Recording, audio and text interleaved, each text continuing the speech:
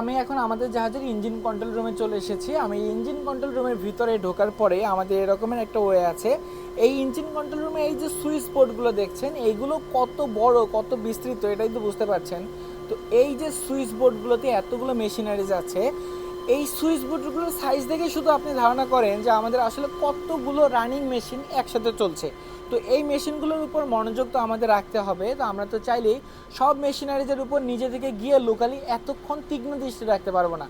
আমি যদি এই যে এখান থেকে, যেহেতু এক্সিট লেখা, এক্সিট অর্থটা হচ্ছে এখান থেকে বাইরে গেলেই আমাদের এই ইঞ্জিন কন্ট্রোল রুমের বাইরে যাব, সেখানে আমাদের ইঞ্জিন রুম থাকবে। ইঞ্জিন রুমের প্রত্যেকটা রানিং মেশিনারিজের সব অবস্থা আমরা সেখান থেকে সরাসরি গিয়ে দেখতে পাবো। আমি যদি মেন ইঞ্জিনটা আপনাদের একটু দেখাই,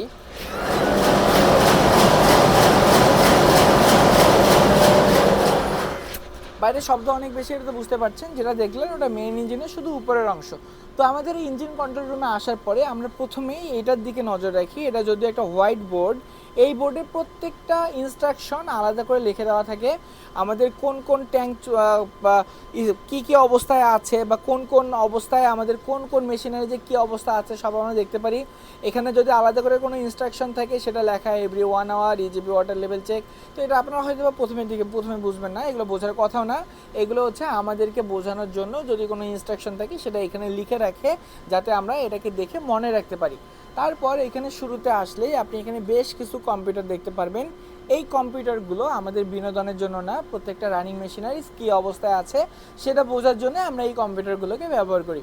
তবুও আমি যদি আপনাদের একটু ধারণা দিই, এখান থেকে দেখেন একটা কম্পিউটারে এই রকমের ডাটা, এটা কম্পিউটারে এই রকমের ডাটা, এখানে এগুলো কয়টা কম্পিউটার আছে আমি যদি এই ধারণাটি আপনাদের একটু দেই, তাহলে দেখেন এখানে একটা, দুইটা, তিনটা, এই দুইটাও কিন্তু কম্পিউটার, কিন্তু এটা দিয়ে আমরা যে কোনো মেশিনকে কন্ট্রোল করতে পারি। এই যে এখানে এটার মাউস আছে, এই যে এখানে দেখতে পাচ্ছেন। তো এখানে দুইটা। আবার এই দিকে আমি যদি একটু চলে আসি তাহলে দেখতে পারবেন এখানে একটা কম্পিউটার, শুধুমাত্র এই কম্পিউটারটা আমাদের বিনোদনের জন্য। আবার এখানে একটা কম্পিউটার রাখা, এখানে একটা ল্যাপটপ, আবার এখানে আরেকটা ল্যাপটপ।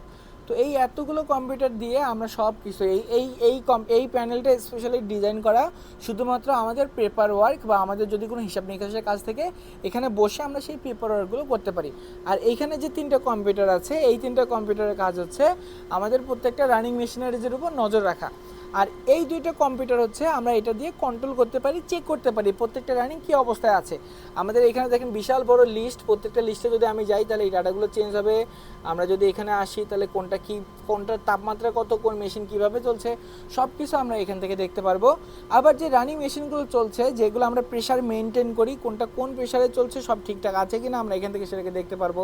এখন যেহেতু আমাদের জাহাজের মেইন ইঞ্জিনটা চলছে, সেই মেইন ইঞ্জিন কত স্পিডে চলছে সেটাও আমরা এখান থেকে দেখতে পারবো। এই যে আমি আপনাদের একটা আনুমানিক ধারণা দেই, তাহলে দেখেন এখন এই যে লঞ্জিটিউডিনাল স্পিড যেটা দেখাচ্ছে 16.2, এটার অর্থ হচ্ছে আমাদের জাহাজ এখন প্রতি ঘন্টায় প্রায় 16.2 নটিক্যাল মাইল স্পিডে যাচ্ছে। যদি আমি কিলোমিটার হিসেবে বলি তাহলে এটা প্রায় 28 থেকে 29 কিলোমিটার প্রতি ঘন্টায় আমাদের এই জাহাজটা ছুটে চলছে।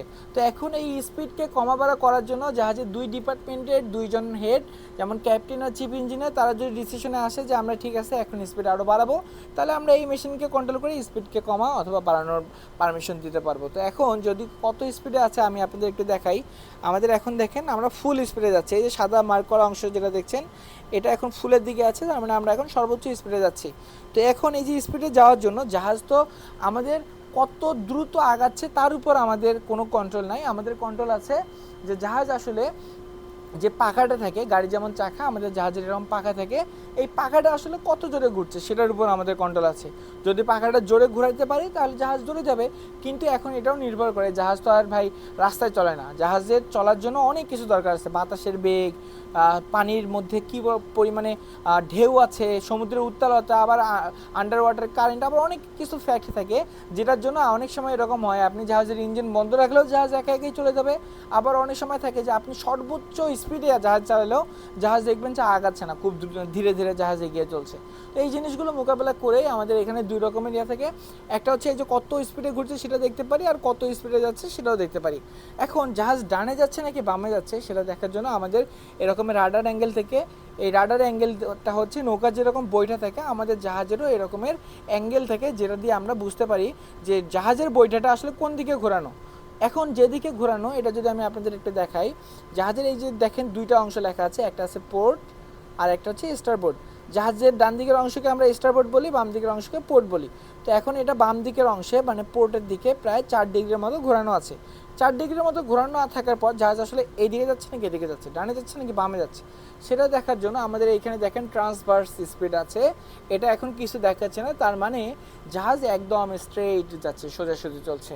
তো এখানে আমাদের জাহাজে যে তেল খরচ হয়, তেল কী পরিমাণে খরচ হয় সেটাও আমরা এখান থেকে দেখতে পাচ্ছি। আমাদের দেখেন এই যে ডিজিট যেটা পরিবর্তন হচ্ছে 73, 74, 76, 77, এটা একটা করে সংখ্যা হচ্ছে 1 লিটার। তাহলে আমাদের জাহাজ প্রতিদিন কী পরিমাণ তেলের খরচ করতে পারে সেটা আপনি ধারণা করতে পারছেন। আমি যদি তবুও আপনাদের একটু আনুমানিক ধারণা দিই, আমাদের জাহাজ প্রায় প্রতিদিন 100 টনের বেশি, 150 টন পর্যন্ত তেল খরচ করে থাকে। তো এখানে আমাদের যে টেবিলটা দেখছেন এটাকে নর্মালি টি টেবিল বলা হয়। আমাদের যদি কখনো চা কফি কিছু খাওয়া দরকার হয়, আমাদের এইদিকে চা কফি বানানোর মেশিন থেকে আমরা চা কফি বানিয়ে নিয়ে এখানে আসি, তারপর এখান থেকে আমরা আমাদের চা কফি খাই। আমরা আমাদের জাহাজ থেকে যে ধোঁয়াটা তৈরি হয় সেটা দিয়ে আমরা পরিবেশ দূষণ করতে চাই না, সেজন্য জাহাজে আরও একটা জিনিস থাকে যেটাকে আমরা স্ক্রাবার সিস্টেম বলি। সেই স্ক্রাবার সিস্টেম আমাদের এখান থেকে আমরা এই প্যানেলটা দিয়ে দেখতে পারি যে আসলে এটা ঠিকঠাকভাবে চলছে কিনা, আমরা আমাদের পরিবেশকে দূষণ করছি কিনা। তো ভিডিওটা অলরেডি অনেক বড় হয়ে গেছে, আশা করছি ভিডিওটা অনেক বেশি ইনফরমেটিভ, আপনাদের অবশ্যই ভালো লাগারই কথা। যদি ভালো লেগে থাকে কমেন্টে অবশ্যই জানিয়ে দিবেন। এতক্ষণ সাথে ছিলাম আমি হৃদয়। চাইলে আপনারা ফেসবুক, ইউটিউব, টিকটকে হৃদয় দ্য সেলার লিখে সার্চ করতে পারেন, তাহলে আমার সমস্ত ভিডিও আপনারা পেয়ে যাবেন। ধন্যবাদ এতক্ষণ ভিডিওটি দেখার জন্য। আসসালামু আলাইকুম।